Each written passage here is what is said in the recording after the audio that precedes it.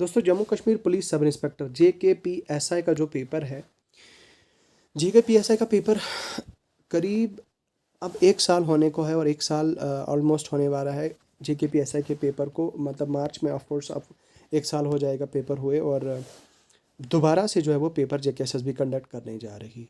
और ऐसे में कैंडिडेट्स के मन में ज़रूर ये सवाल है कि भाई साहब इस बार तो कंपनी जो एपटेक है ऑनलाइन एग्ज़ाम कंडक्ट करने जा रही है, तो ऑनलाइन का क्या क्राइटेरिया रहेगा कट ऑफ का, किस तरह से जो है वो आपका कट ऑफ होने जा रहा है, कट ऑफ का क्या सिस्टम रहेगा, कैसे जाएगा, क्या होगा, पूरी प्रोसेस आज की इस वीडियो में जानेंगे। ये वीडियो आपके लिए बहुत ही ज़्यादा यूज़फुल हो सकती है, क्योंकि इसमें हम आपको बहुत ज़्यादा इंपॉर्टेंट चीज़ें डिस्कस करेंगे आपके साथ। तो आप जो है वो इस वीडियो को ज़रूर एंड तक देखें। बेशक आप वीडियो को जो है वो थोड़ा 2x पे या 1.5x पे जैसे आपको कंफर्ट लगे वैसे आप वीडियो को करके देख सकते हैं, बट इस वीडियो का आप ज़रूर देखें। तो मैं चाहूँगा कि वीडियो में आगे बढ़ने से पहले अगर आप पहली बार चैनल पर आएँ तो चैनल को सब्सक्राइब कर दीजिए। चैनल को सब्सक्राइब करने के साथ ये होगा कि हमारी जो है वो आप तक अपडेट्स पहुँचेंगी। ऐसे ही अपडेट्स आपको लगातार मिलते रहेंगे। सबसे पहले आप हमारी वीडियो देखेंगे, नंबर 1। नंबर 2 ये कि वीडियो की ही डिस्क्रिप्शन में आपको हमारे टेलीग्राम चैनल का लिंक मिल जाएगा और सोशल मीडियाज़ के लिंक्स मिल जाएंगे। टेलीग्राम चैनल का लिंक आपको यहाँ मिल जाएगा और टेलीग्राम पे आपको बहुत सारा study material, free study material मिलेगा, PDFs मिलेंगी, जॉब अपडेट्स मिलेंगी। तो इन PDFs को जो है वो आप डाउनलोड करें, इनको आप ओपन करें, यहाँ पे डाउनलोड करें, तो ये PDFs जो है वो आपको बहुत ज़्यादा हेल्प देंगी। ये जो स्टडी मटेरियल है यहाँ पे दोस्तों आप इनको ज़रूर देखें। इसके अलावा और दोस्तों हमने जो MCQ सीरीज़ यहाँ पे लॉन्च की है वो भी आप देख सकते हैं। तो चलिए आज के अपने मौजू पे बात करते हैं और आगे बढ़ते हैं।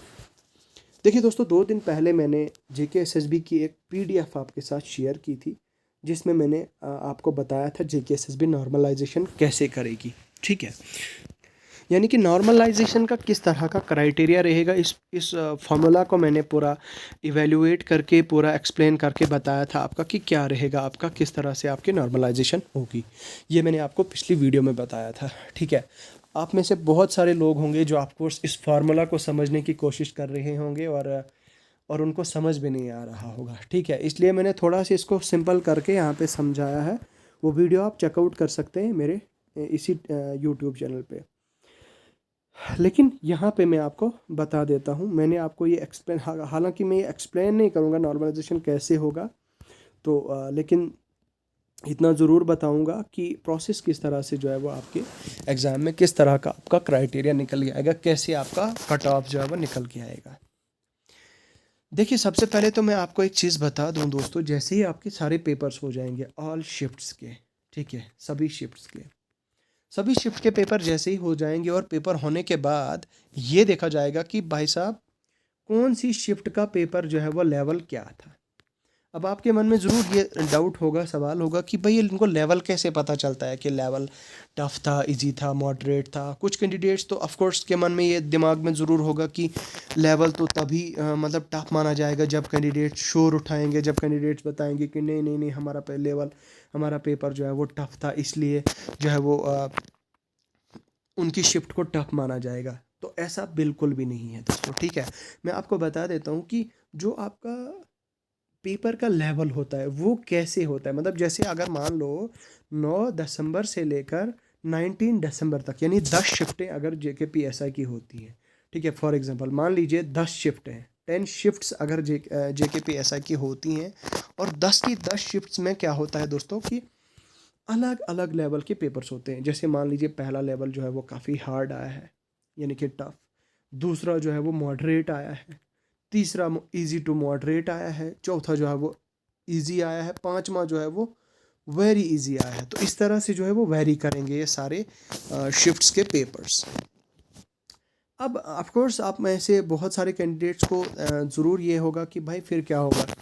देखिए जैसे ही आपका पेपर हो जाएंगे, तो अब मैं बता रहा था आपको कि कैसे ये माना जाता है, कैसे पता चलता है कि पेपर जो है ये शिफ्ट जो है वो टफ आई थी। तो शिफ्ट कैसे टफ आई थी उसमें देखा जाता है कि अटेम्प्ट, ठीक है, अटेम्प्ट देखा जाता है कैंडिडेट्स का दोस्तों कि कैंडिडेट्स ने किस तरह का अटेम्प्ट मारा है, कैसे अटेम्प्ट किया है। ठीक है, तो वही देखा जाता है। अब मान लीजिए 9 दिसंबर की जो शिफ्ट है, शिफ्ट जो है वो काफ़ी टफ थी फॉर एग्जांपल।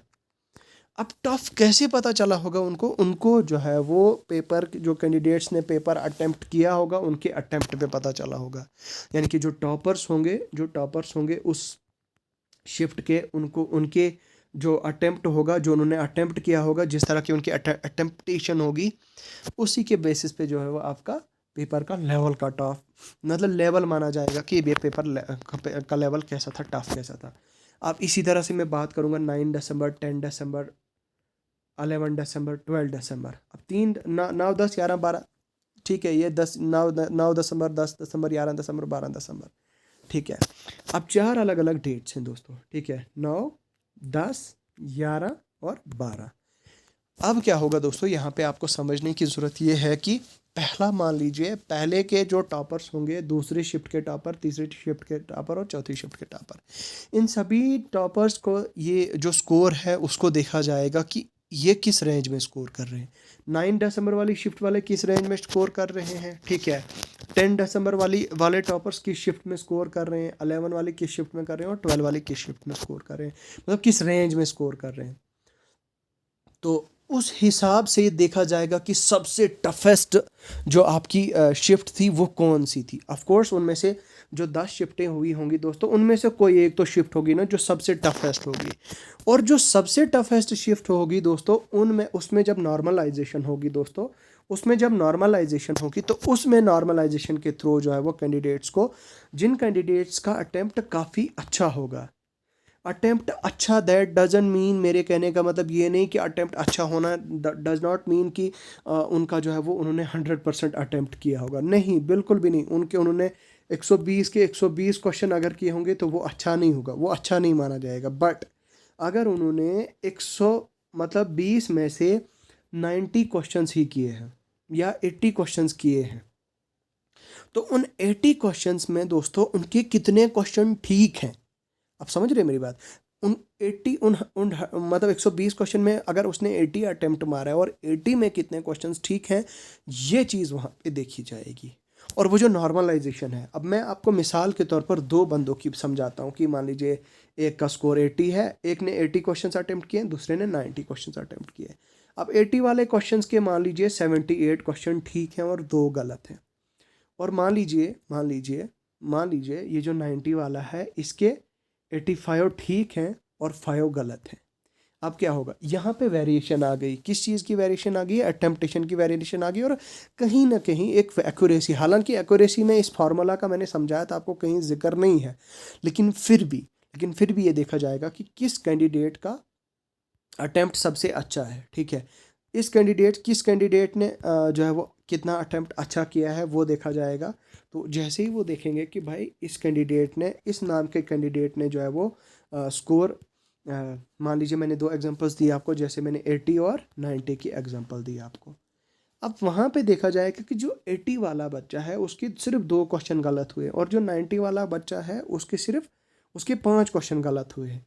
तो जब नॉर्मलाइजेशन होगी, तो नॉर्मलाइजेशन क्या होगी कि मान लीजिए ये सबसे टफेस्ट शिफ्ट वाला बच्चा था, ये दोनों टफेस्ट शिफ्ट वाले थे, तो यहाँ पे क्या होगा कि अब नॉर्मलाइजेशन का सिस्टम ये रहता है कि दोनों को जो है वो मार्क्स इक्वल दे दें, हर एक को इक्वल दे दें। लेकिन अब क्योंकि इसने गलती की है, इसके 5 क्वेश्चन गलत हुए हैं और इसके 2 ही क्वेश्चन गलत हुए हैं, तो इस ऊपर वाले को ज़्यादा नंबर मिलेंगे और इसको कम नंबर मिलेंगे, थोड़े इससे कम नंबर मिलेंगे नॉर्मलाइजेशन की वजह से। और नॉर्मलाइज्ड स्कोर जो फाइनल आएगा वो ऊपर वाले का, 80 वाले अटेम्प्ट वाले का ज़्यादा आएगा, ठीक है। तो ये चीज़ है दोस्तों।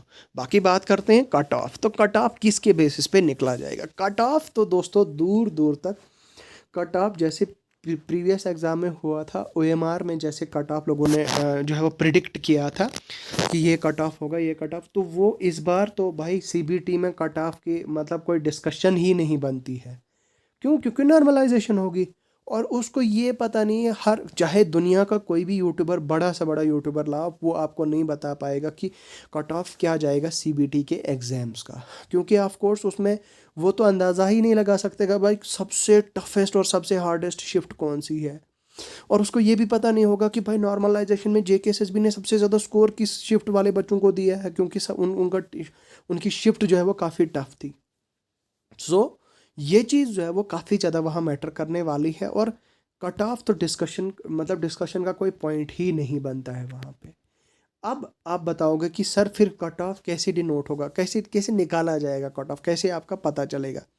तो कट ऑफ को समझाने के लिए मैं आपको इन शॉर्ट में बताऊंगा कि भाई साहब, अगर आपने 75 प्लस क्वेश्चंस जो है वो परफेक्ट किए हैं, आई रिपीट 75 प्लस क्वेश्चंस अगर आपके परफेक्ट हैं, अगर 75 प्लस क्वेश्चंस आपके ठीक हैं, तो आपने क्या काम करना है, आप जो है वो सेफ़ हैं। इतना मैं कह सकता हूँ, आप सेफ़ हैं।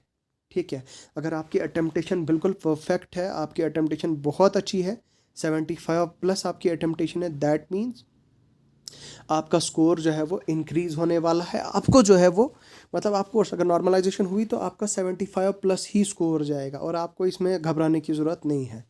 तो मैं यही कहूँगा कि आपको 75 प्लस स्कोर लाने की जो है वो मतलब 75 प्लस क्वेश्चंस करने की, 75 प्लस नॉट स्कोर, 75 क्वेश्चंस। ठीक है, 75 क्वेश्चंस ही करने हैं आपको, दैट्स इट।